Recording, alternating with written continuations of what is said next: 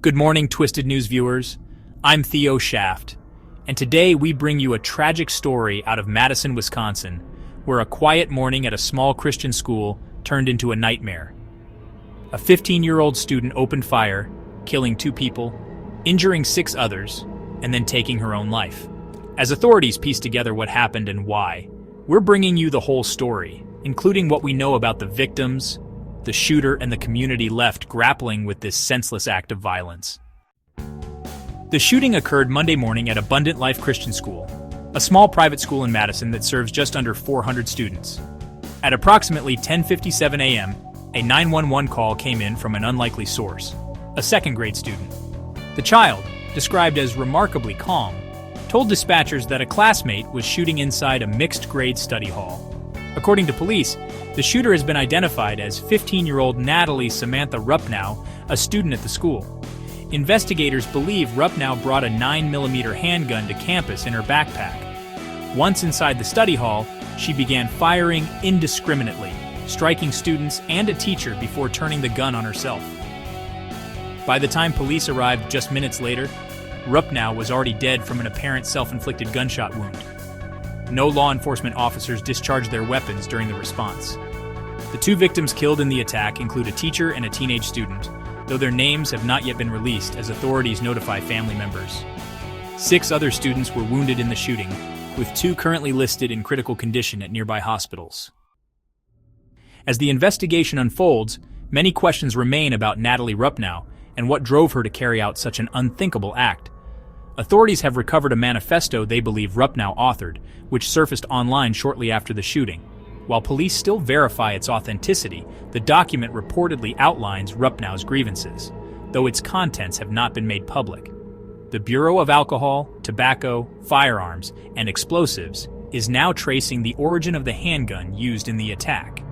How did a 15-year-old student gain access to a deadly weapon? That's a question law enforcement and the community are demanding answers to. Ruppnow's family is said to be cooperating with authorities, but no additional details have been released about her home life, mental health, or any possible warning signs.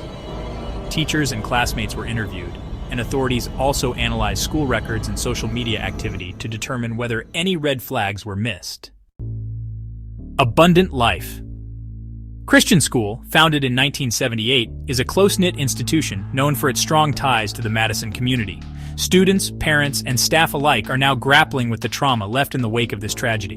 In a statement released late Monday, school officials expressed their grief and asked for prayers for those affected.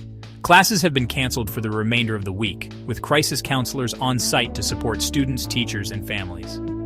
Governor Tony Evers responded to the tragedy by ordering flags flown at half-staff across Wisconsin, calling the incident heartbreaking. In his statement, Evers said, "Our hearts are with the Madison community today.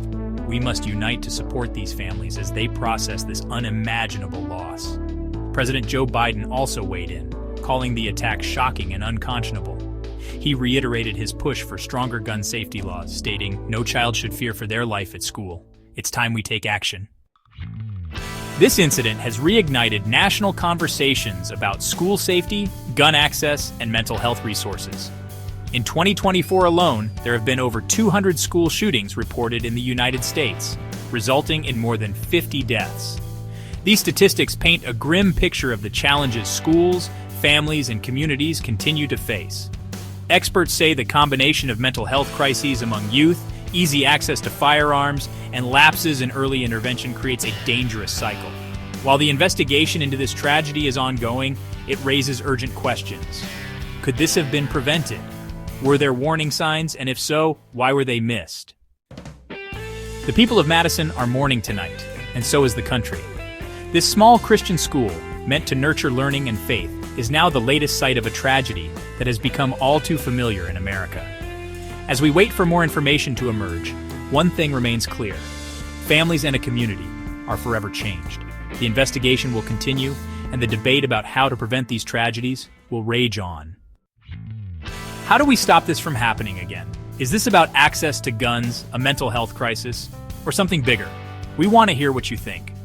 Share your thoughts in the comments below and let us know, how do we keep our schools and children safe? We'll continue to follow this story and update you as they come in. Stay informed, stay engaged, and as always, keep questioning. I'm Theo Shaft, and this is Twisted News. Until next time.